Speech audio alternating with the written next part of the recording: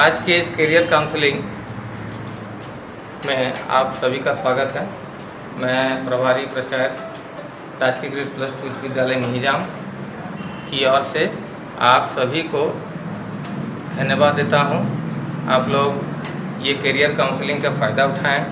आप लोग भाग्यशाली हैं कि इस विद्यालय में करियर काउंसलिंग जैसा महत्वपूर्ण हो रहा है और करियर काउंसलिंग अभी आपके लिए बहुत अति आवश्यक है, क्योंकि 12वीं के बाद जैसे ही आप लोग 12 पास करेंगे, फॉर्म फिलअप हो जाएगी आप लोग अक्टूबर-नवंबर में और परीक्षा फरवरी-मार्च में होगा। उसके बाद तुरंत आप लोग को अपना करियर के बारे में कि हमको क्या करना है, ऑनर्स किस विषय में लेना है, ताकि आगे चल के हमको जो है जो भी अदर्स जो है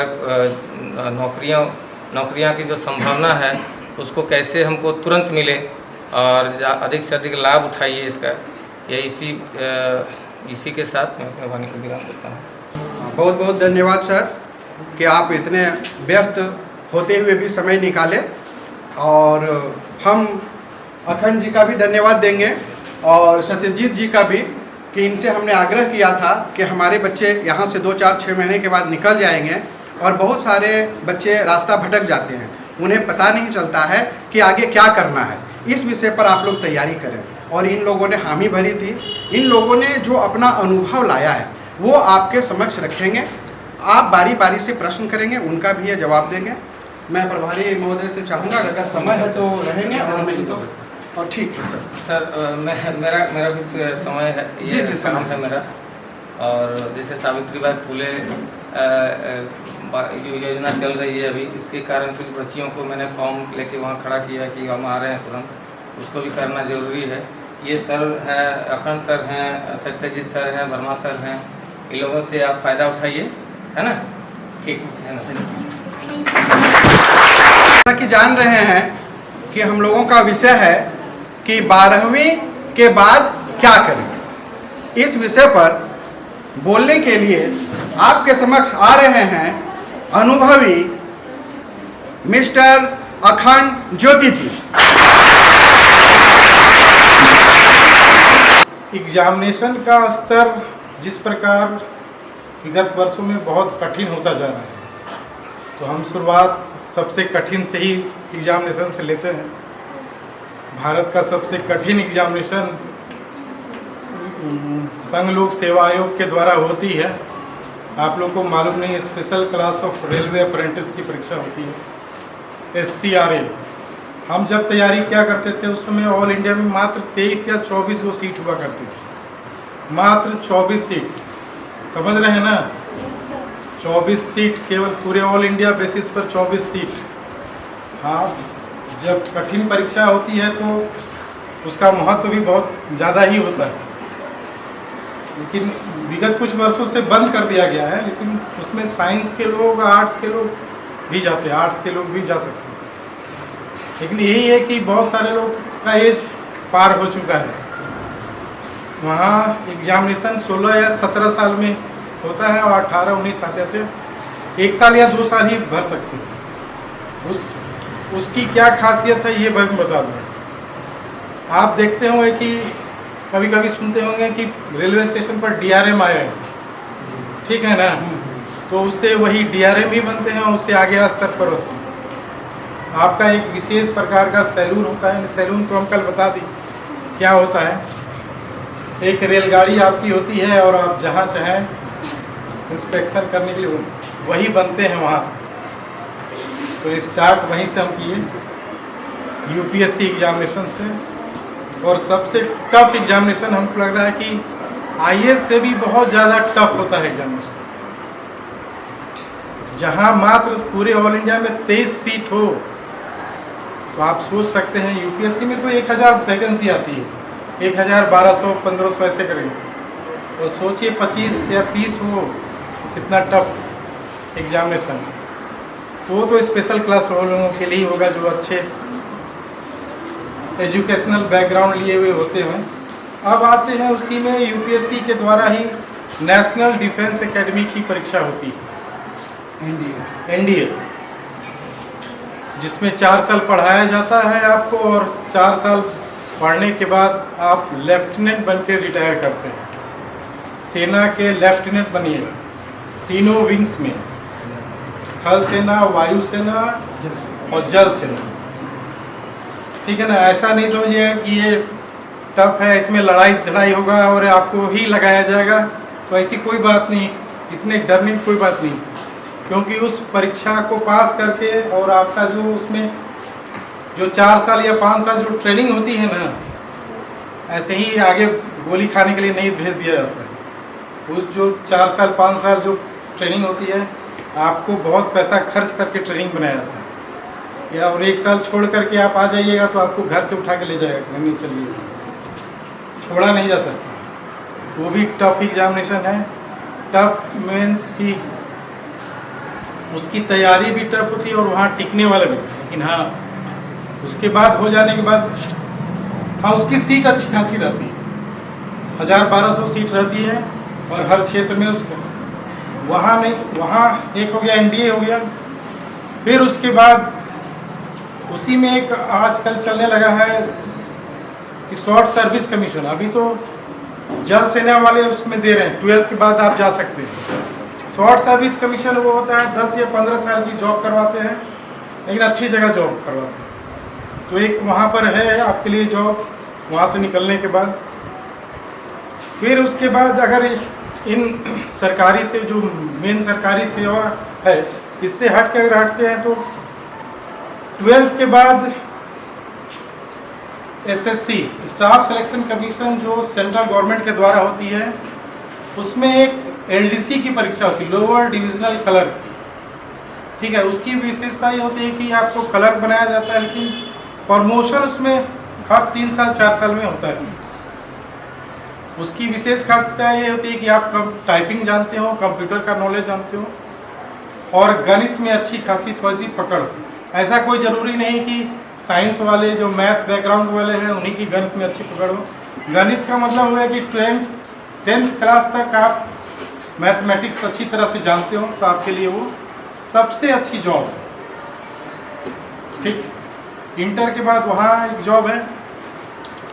फिर अगर वहाँ से आने के बाद फिर आप देखते हैं रेलवे में इंटर बेसिस पर भी, जैसे टिकट कलेक्टर हो गया, ये सब हो गया, शायद इंटर बेसिस पर टिकट काटने वाले होते हैं, वो ग्रुप सी या ग्रुप डी के अंतर्गत ही आते हैं। ग्रुप डी नहीं कहिए, ग्रुप सी ही के अंतर्गत आते हैं। उसमें एक वहाँ हो गई। फिर राज्य स्तर पर विभिन्न सेवाएं निकलती हैं और हाल ही के दिनों में एसएससी के द्वारा भी शायद 44,000 पोस्ट निकला है।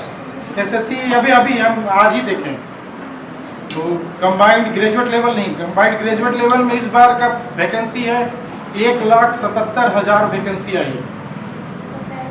1,77,000 वैकेंसी इस बार कंबाइंड, जो ग्रेजुएट किए हुए हैं उनके लिए।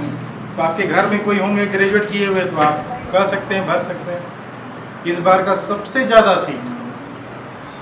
ठीक है, फिर इंटर के बाद आप अगर मूल सेवा में न जा करके आप अपना भी कुछ स्थापित कर सकते हैं। आपके घर में खेत हो, कुछ है, कुछ ऐसा मुर्गी पालन फॉर्म ऐसा काम कर सकते हैं, पशु हैं तो पशुपालन भी कर सकते हैं, अच्छी कमाई हो सकती है। कृषि भी एक अच्छा साधन है जो आप अच्छा कमा सकते हैं। लेकिन अगर आप जॉब जैसा चीज़ जाते हैं तो थोड़ी सी प्रयास मेहनत तो करनी ही पड़ेगी।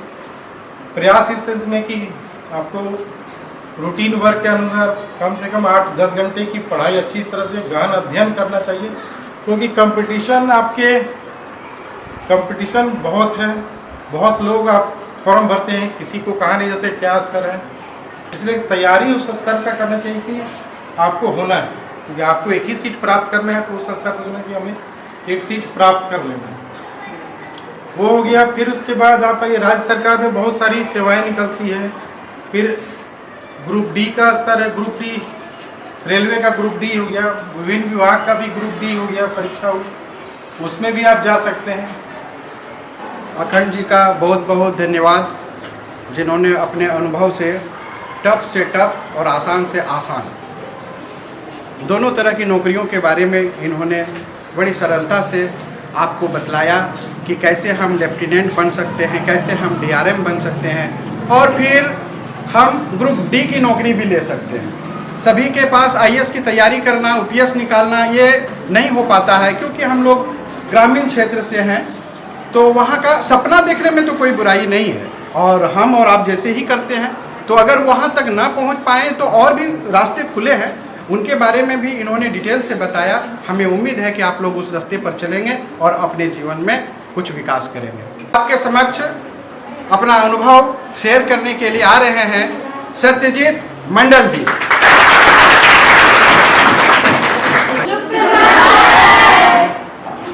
आज हम लोग हमारे विद्यालय RK+2 राजकीयकृत उच्च विद्यालय मेहिजाम में हम लोग कैरियर काउंसलिंग के उपलक्ष्य में उपस्थित हुए हैं। किसी भी बच्चों का कैरियर सबसे महत्वपूर्ण भूमिका निभाती है उसके जीवन जीने के लिए। विद्यालय जो होता है, विद्यालय में हमारे बच्चे तैयार होते हैं और वही बच्चे हमारे समाज का अभिन्न अंग है। आज अगर हम डॉक्टर के पास जाएंगे, इंजीनियर के पास जाएंगे घर बनाने के लिए, इलाज कराने के जाएंगे डॉक्टर के पास, दुकान जाएंगे, बाजार जाएंगे, कहीं ना कहीं वो सभी व्यक्ति यही विद्यालय से संबंध रखता है। संबंध रखता है कि नहीं रखता है? यानी हम बच्चे को जितना अधिक प्रशिक्षित करेंगे, जितने उसके कला को जागरूक करेंगे, जितने उससे प्रतिभावान कर सकते हैं, वो बच्चे उतने अच्छे से कोई भी कार्य को कर सकता है। क्लियर? यानी अगर मेरे घर में कोई मोटर की खराबी होती है तो हम उसको ठीक कराने के लिए किसको बुलाएंगे? किसी को तो बुलाएंगे नहीं, दूसरे किसी को तो नहीं बुलाएंगे। हम क्यों उसको बुला रहे हैं? क्योंकि वो उसका जानकार रखता है। तो उसी प्रकार गांधी जी ने जब बुनियादी शिक्षा का नींव रखी थी, उसमें उन्होंने कहा था कि हमारे बच्चे पढ़ाई के साथ साथ आत्मनिर्भर बने, यानी वो माता पिता का पर आश्रित न रहे, वो अपने आप में पढ़ाई के साथ साथ हुनर पैदा करे और अपने आप स्किल डेवलपमेंट कर अपने आप को आत्मनिर्भर बना सके, ताकि वो किसी पर निर्भर ना होना पड़े। तो आज हम लोग इंटर तक पहुंच चुके हैं। मैट्रिक के बाद होता है IA, ISC, ICOM, ठीक है। ये वो चुनना भी बहुत कठिन होता है बहुतों के लिए, ठीक है। तो गांधी जी का सोच थी कि जो बच्चे जिस बैकग्राउंड से है, किसी का फादर लकड़ी का काम करते हैं, कोई राजमिस्त्री का काम करते हैं, कोई कताई बुनाई का काम करते हैं, उसको उसी बैकग्राउंड में उसको इस तरह मतलब स्किल डेवलप कर दो कि वो उसी में आत्मनिर्भर बन जाए, ताकि उसको किसी के ऊपर भार ना हो, ठीक है। तो उसी प्रकार आज हमारे विद्यालय में शिक्षा के साथ साथ और भी बहुत सारे स्किल डेवलपमेंट की कोर्स चलाए जा रहे हैं ना, ताकि बच्चे आत्मनिर्भर बन सके, ठीक है। तो उसी प्रकार मैट्रिक के बाद हम लोग इंटर किए। इंटर में साइंस, आर्ट्स, कॉमर्स तीनों में डिवाइडेड हो गया। अब तीनों के बाद हम लोग का उम्र लगभग 18 साल हो जाता है। तो इसके बाद करियर डिसाइड करना बहुत कठिन होता है कि हम क्या करें। शिक्षा का अर्थ है बच्चों को इतना मूल्यवान बनाना कि समाज में उसका डिमांड हो। जब उसका डिमांड होगा तो वो बहुत कुछ कर सकता है, हमारे लिए वो बहुत कार्य कर सकता है, ठीक है। मान के चलो इंटर पास करने के बाद बहुत सारे कोर्सेस है। जैसे मैं एक कोर्स बता रहा हूँ, BSc एग्रीकल्चर, नाम सुने हो?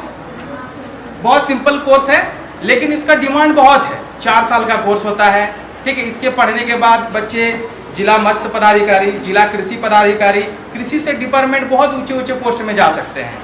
लेकिन हम लोग को जानकारी नहीं होती है, इसलिए हम लोग वो सब कोर्स करते नहीं है। हम लोग पढ़ते किस तरह है? दूसरे को देख कर पढ़ते हैं। फलानवा लिया है मैथ ऑनर्स, हम भी मैथ लेंगे, ठीक है। फलानवा लिया है इंग्लिश ऑनर्स, तो हम भी इंग्लिश पढ़ेंगे। लेकिन ऐसा नहीं होना चाहिए। आप अपने आप को देखिए कि आप क्या कर सकते हैं। आपके अंदर बहुत सारा प्रतिभा छुपी हुई है, आप जो चाहे वो कर सकते हैं। लेकिन हम लोग वो अपने आप को समझते ही नहीं है। हम लोग दिमाग से सोचते हैं कि काश मेरा 5,000 इनकम हो जाता, 5,000 अगर मेरा रोजगार हो जाएगा ना, तो हम बहुत अच्छे से जी लेंगे। लेकिन आप दिमाग से मांगिए कि हमको 1 लाख रुपया महीना चाहिए, वो 1 लाख कमाने का बुद्धि देगा। आप उनसे बोलिए कि हमको 300 रुपया कमाना है, तो 300 कमाने का बुद्धि देगा। ये जो हमारा मस्तिष्क होता है ना, ये बहुत ब्रेन जो होता है बहुत पावरफुल होता है, लेकिन हम लोग उससे मांगते ही नहीं है, ठीक है। तो BSc एग्रीकल्चर बहुत अच्छा कोर्स है, जिसका डिमांड भी बहुत है। 4 साल का कोर्स होता है, इंटर के बाद करिए। उसके बाद MSc एग्रीकल्चर होता है, या तो आप प्रोफेसर बन सकते हैं। उसके बाद PhD होता है।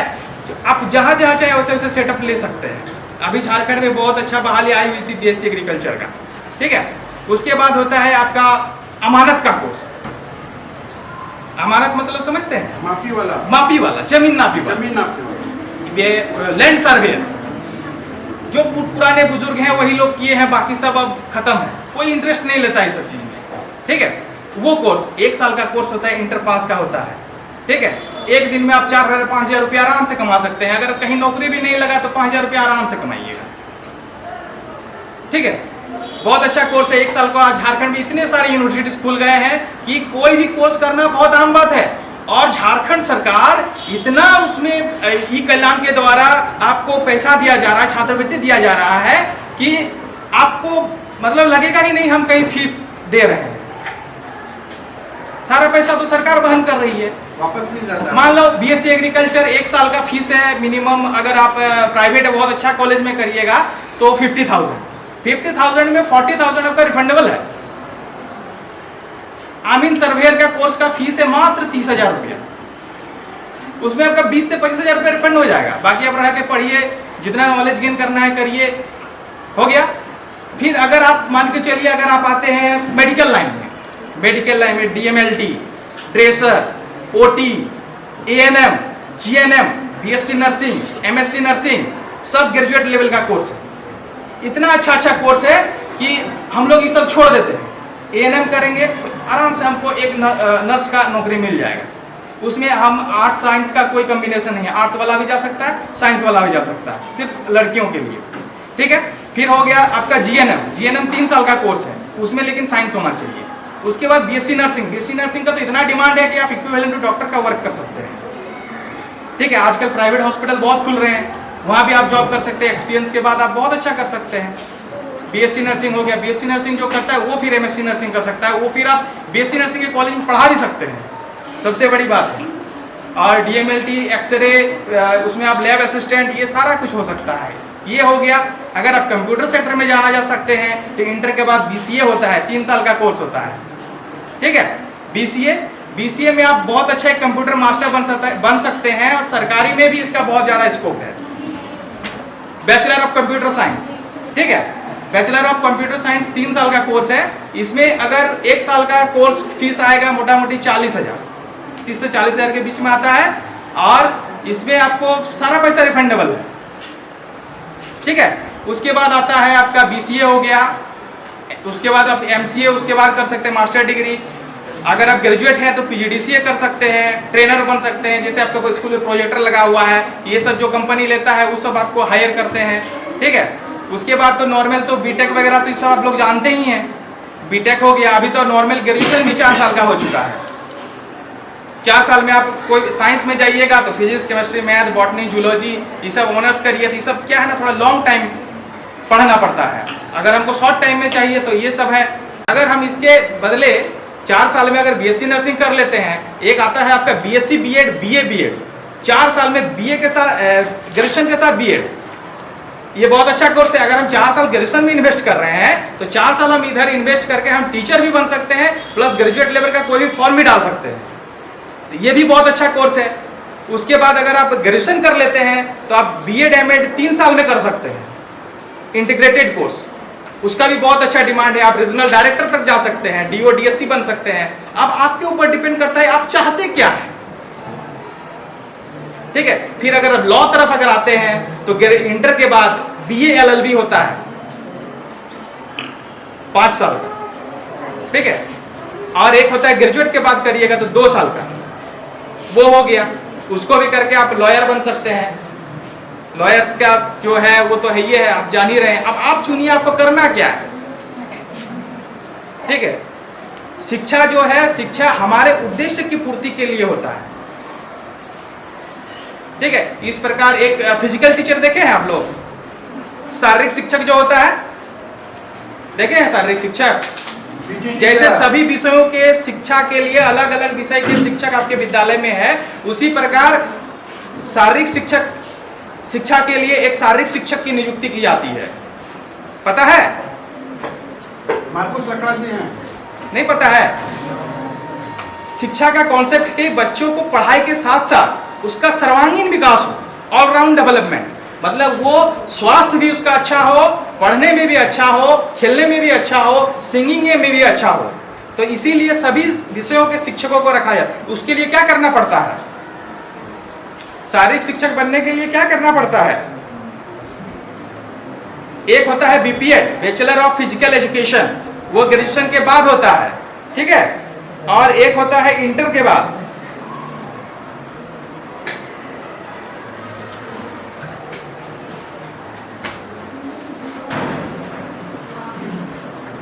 ठीक है, इंटर के बाद जो होता है उसको कहा जाता है BPES, bachelor of physical education and sports. ठीक है, ये आपका हो गया 3 साल का और वो हो गया 2 साल का। तो सिंपल सा चीज है, उसमें भी आप टीचर बन सकते हैं। उसके बाद पॉलिटेक्निक तो है, ये है, पैट्रिक के बाद में भी कर सकते हैं, इंटर के बाद में भी कर सकते हैं। ये सारे बहुत सारे इसको खुला हुआ है। अब आपको डिपेंड करना है आप चाहते क्या है, आप करना क्या चाहते हैं। बाकी फीस के लिए तो आजकल कोई दिक्कत नहीं है। ठीक है, तो हमको क्या करना है? हमको नर्स बनना है कि हमको डॉक्टर बनना है कि वकील बनना है कि और कुछ बनना है? जो भी आज हम जिसके पास भी जाते हैं वो इसी स्कूल से निकला हुआ प्रोडक्ट है। मेरा स्कूल के बच्चे जितने अच्छे होंगे समाज में लोग उतने अच्छे होंगे। समझ में आया? बाकी आप लोग को कुछ पूछना है इसमें, समझने में कुछ दिक्कत? सत्यजीत सर का बहुत बहुत आभारी, इतने बहुमूल्य सुझाव हमको दिए। और अभी चर्चा बाकी है, हम लोग और इस पर आगे गहराई से चर्चा करेंगे। अब सर आप तशरीफ रखिए। अब मैं आपको 2-4 बातें बताने वाला हूँ जो इर्द गिर्द होता है। हमारा जो समाज है पूरी तरह से मध्यम वर्गीय है या तो निम्न वर्गीय है। हमारे ऐसे ऐसे बच्चे हैं जो पैसे के अभाव में नाम नहीं लिखा पाता है। अभी मैं नाम नहीं बताऊंगा, 4 बच्चियों का लिस्ट में नाम आया हुआ है और उन्होंने नामांकन नहीं करवा पाया। अभी मैं हाल ही में उपायुक्त महोदया से मिला और उनके बारे में बताया कि देखिए मैम, इस तरह की समस्या है हमारे यहाँ। और हमने कुछ दिन पीछे एक मेमोरेंडम भी दिया था। उन्होंने गहराई से इस बात को सुना और उस पर त्वरित कार्य करते हुए आदेश दे दिया है कि नहीं, ऐसे बच्चियों को वो जो सहायता है वो मिल पाए। अभी भी इस कक्षा में भी 2-4 ऐसे बच्चे या बच्चियां हैं जो सिंगल पेरेंट्स वाले हैं, या तो उनके माता पिता नहीं हैं, और जिनके पिता हैं तो वो भी शराबी हैं, मतलब वो एडिक्टेड हैं, वो कुछ करते धरते नहीं, आते हैं मारपीट करते, लेकिन उनकी बच्चियां पढ़ने में ठीक ठाक हैं। हम ऐसे बच्चियों के लिए बात करना चाह रहे हैं कि आपको हिम्मत हारने की आवश्यकता नहीं है। सरकार ने बहुत सारी योजनाएं लागू की हैं। आपके जामताड़ा में 3 से 4 संस्था है जो आपको फ्री में बहुत सारी चीज़ों की शिक्षा दे रहे हैं, रहने की सुविधा दे रहे हैं, खाने पीने की सुविधा दे रहे हैं और सर्टिफिकेट भी दे रहे हैं, पढ़ने के पैसे भी दे रहे हैं। मैं उनका 2-4 नाम लेना चाहता हूँ। जैसे दीनदयाल उपाध्याय वाले जो ओवरब्रिज है ना, जो नया ये पुल बना है, ठीक कॉर्नर पर एक घर है, 2-3 मंजिला घर है। वहाँ आपको ब्यूटिशियन का कोर्स करवाया जाता है, नर्सिंग का कोर्स करवाया जाता है, कंप्यूटर सिलाई का कोर्स करवाया जाता है, टेलरिंग का सिखाया जाता है ना, मेकअप का सारा चीज़ जो होता है शुरू से लेकर के अंत तक, ब्यूटिशियन का सारा वहाँ सिखाया जाता है। और ज़्यादा दिन का कोर्स नहीं है, कुछ 3 महीने का है और कुछ 6 महीने का है।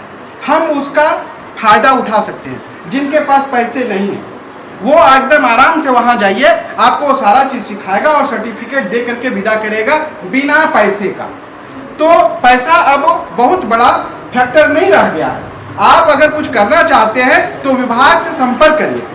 हम लोग जानकारी के अभाव में बहुत कुछ नहीं कर पाते हैं। दूसरा मैं आपको बता दूँ कि जैसे फिशरी, मछली पालन, हम लोग हर गाँव में यहाँ अगल बगल तालाब उलाब है, उसमें भी लोग मछली पालन करके भी अपना जीवन यापन कर सकता है। ये जो पोल्ट्री फार्म होता है, मुर्गी पालन, उसको भी किया जा सकता है।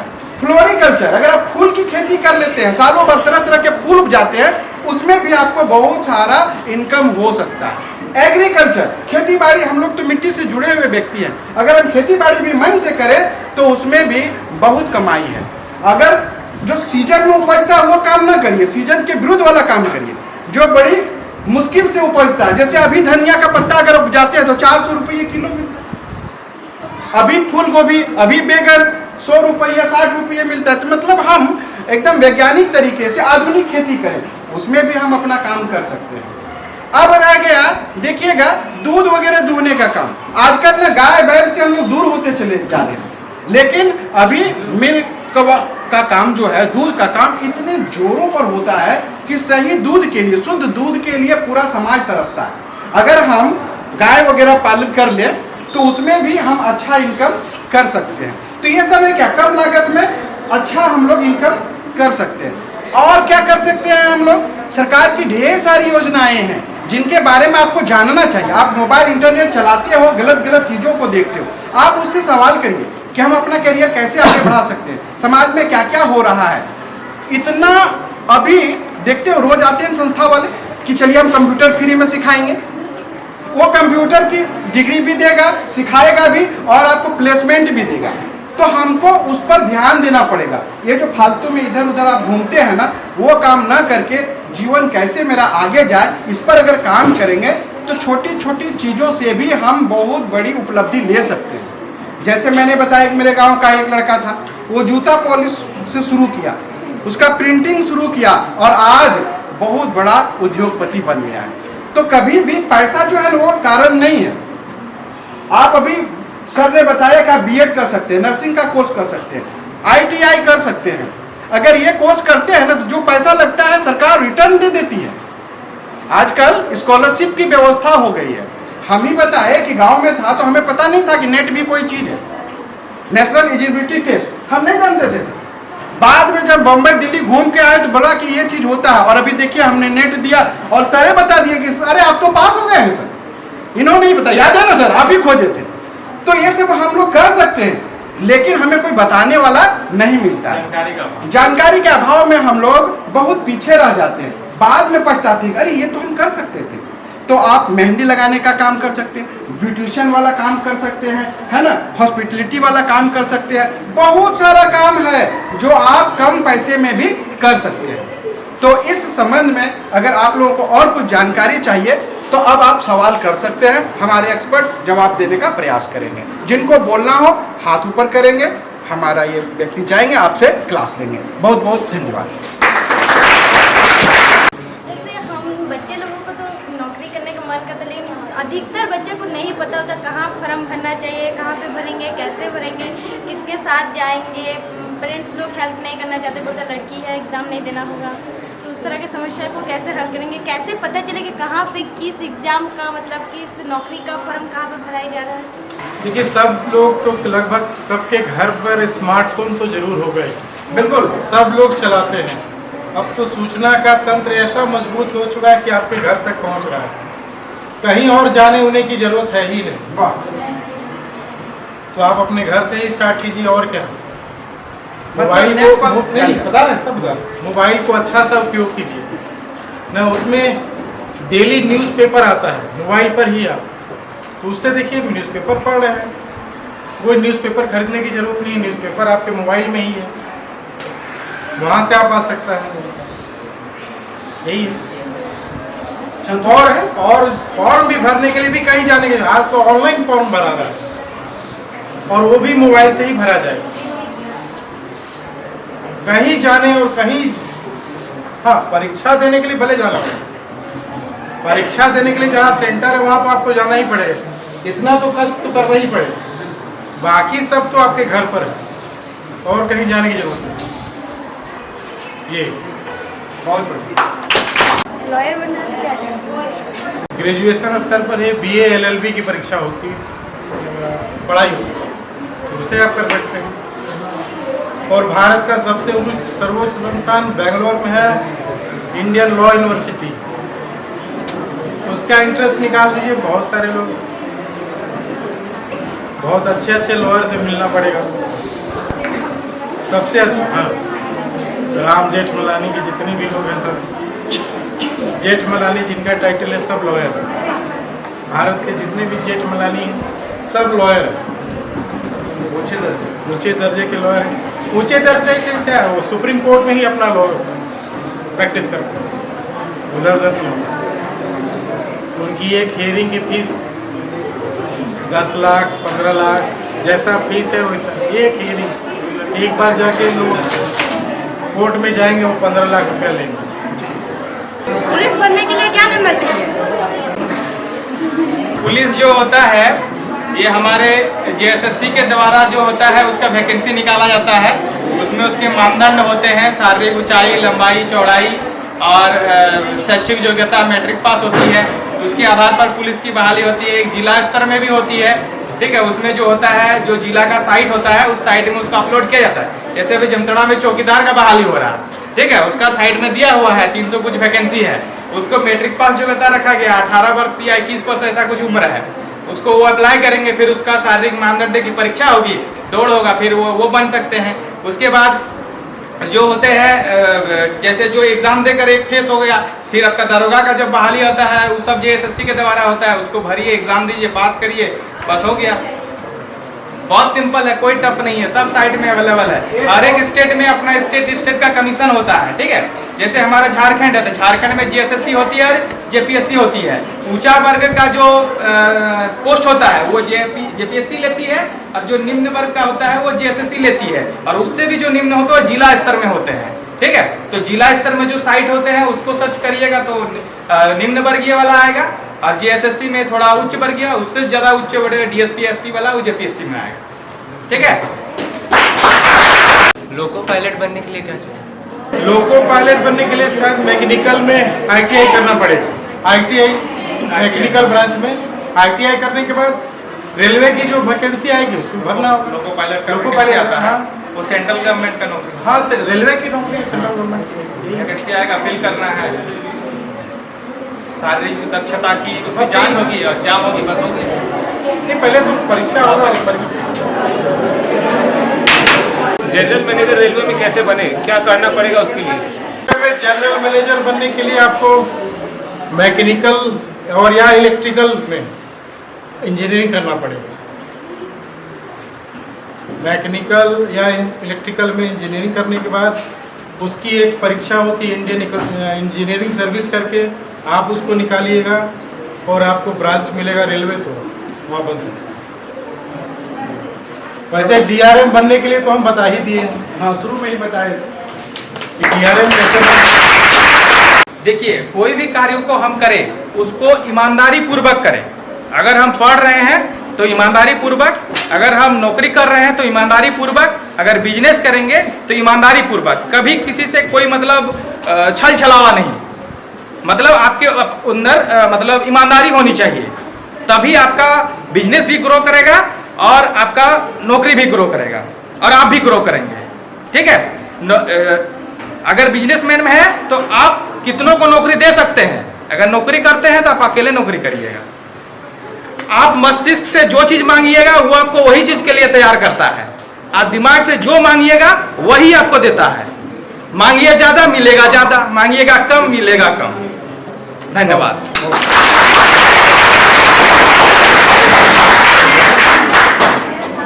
तो आज का कार्यक्रम अब हम लोग यहीं समाप्त करने वाले हैं। मैं सबको धन्यवाद देता हूं, खास करके अखंड जी को और सत्यजीत जी को, जिन्होंने अपना बहुमूल्य समय दिया। हमें उम्मीद है कि आप लोग इनसे लाभान्वित हुए होंगे। बहुत बहुत धन्यवाद। आप सभी छात्र छात्राओं का बहुत बहुत धन्यवाद कि 12वीं के बाद क्या करें, इस विषय पर आपने तन्मयता से हमारे एक्सपर्ट की बात सुनी। हमें उम्मीद है कि आप इससे लाभान्वित हुए होंगे।